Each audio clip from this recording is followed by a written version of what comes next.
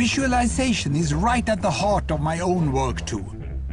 I teach global health. And I know having the data is not enough. I have to show it in ways people both enjoy and understand. Now, I'm going to try something I've never done before. Animating the data in real space, with a bit of technical assistance from the crew. So, here we go. First, an axis for health. Life expectancy, from 25 years to 75 years. And down here, an axis for wealth, income per person, $400, $4,000, and $40,000. So down here is poor and sick, and up here is rich and healthy. Now, I'm going to show you the world 200 years ago, in 1810.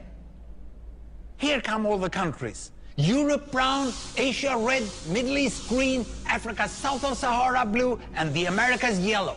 And the size of the country bubbles show the size of the population. And in 1810, it was pretty crowded down there, wasn't it? All countries were sick and poor. Life expectancy were below 40 in all countries. And only UK and the Netherlands were slightly better off, but not much. And now, why start the world? The Industrial Revolution makes countries in Europe and elsewhere move away from the rest. But the colonized countries in Asia and Africa, they are stuck down there. And eventually, the Western countries get healthier and healthier. And now we slow down to show the impact of the First World War and the Spanish flu epidemic. What a catastrophe! And now I speed up through the 1920s and the 1930s. And in spite of the Great Depression, Western countries forge on towards greater wealth and health. Japan and some others try to follow, but most countries stay down here.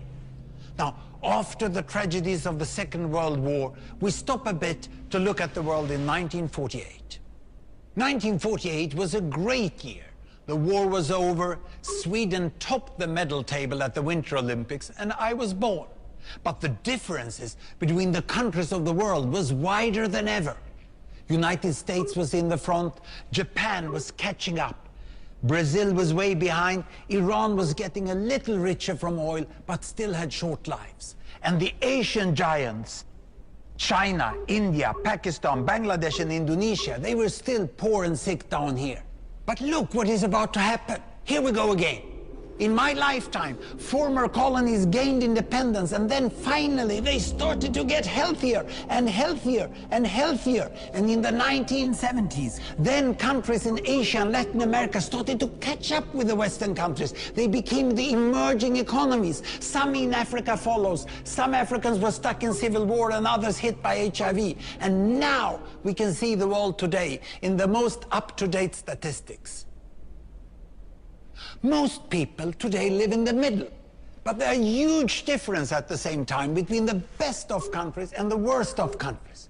And there are also huge inequalities within countries. These bubbles show country averages, but I can split them. Take China, I can split it into provinces. There goes Shanghai. It has the same wealth and health as Italy today. And there is the poor inland province Guizhou. It is like Pakistan. And if I split it further, the rural parts are like Ghana in Africa. And yet, despite the enormous disparities today, we have seen 200 years of remarkable progress. That huge historical gap between the West and the rest is now closing. We have become an entirely new converging world. And I see a clear trend into the future. With aid, trade, green technology and peace, it's fully possible that everyone can make it to the healthy, wealthy corner. Well, what you just seen in the last few minutes is a story of 200 countries shown over 200 years and beyond. It involved plotting of 120,000 numbers. Pretty neat, huh?